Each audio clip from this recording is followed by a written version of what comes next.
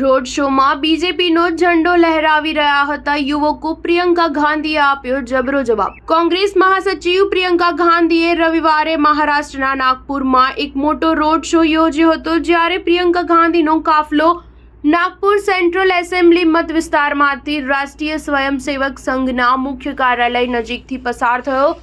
આ દરમિયાન પ્રિયંકા ગાંધી અલગ અલગ અંદાજમાં જોવા મળ્યા।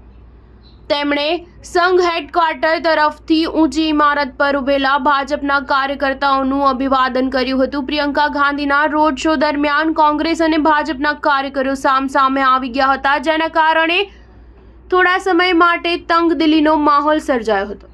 નાગપુરમાં રોડ શો દરમિયાન લોકોએ પ્રિયંકા ગાંધીનું ખૂબ જ ઉષ્માભર્યું સ્વાગત કર્યું હતું। રોડ શોમાં પ્રિયંકા ગાંધી સાથે નાગપુર સેન્ટ્રલના ઉમેદવાર બંટીબાલા શેલકે હાજર રહ્યા હતા। જે વિસ્તારમાં ઘટના બની તે રાષ્ટ્રીય સ્વયંસેવક સંઘ મુખ્યાલય વિસ્તાર છે।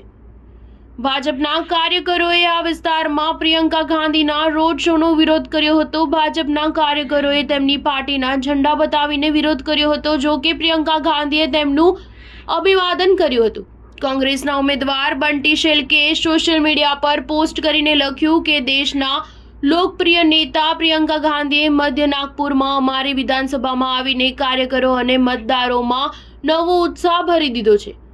મને પૂરો વિશ્વાસ છે કે 23મીએ ઇતિહાસ બદલાઈ જશે। પરિવર્તન માટે તેમનું સમર્થન દર્શાવ્યું છે। નાગપુરમાં સંઘના મુખ્યાલય પાસે કોંગ્રેસ અને ભાજપના કાર્યકરો સામસામે આવી જતા પોલીસે એલર્ટ મોડમાં આવવું પડ્યું હતું।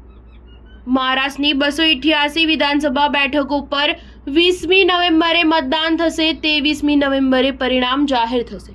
સ્ટાર ન્યૂઝ 7 હંમેશા સચ્ચાઈની સાથે।